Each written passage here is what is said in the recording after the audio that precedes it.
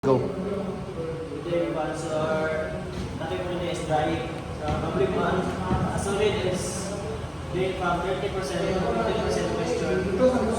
Drying equals the critical moisture content is 10%. If the constant dry rate is 2.5 kg per meter second times H is, and the dry solid density is 10 kg per meters cubic meter.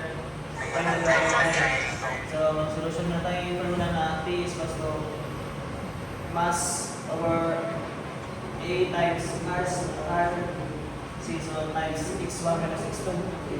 Itong i-ibutan na itong given, so na tayo 10 na mass over 2.5 na area C, so times x1 is 0.30 minus 0.50, so itong time is 0.6 hours or 36 minutes.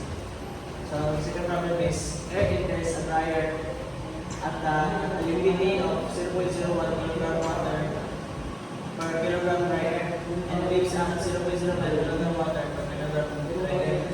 If the drying evaporate 50 kg average of water, so what is the mass flow rate of drying air required?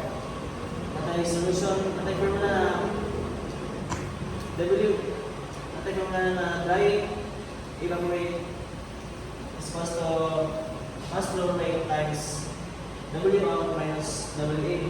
Itong i-import na ito given sa natin.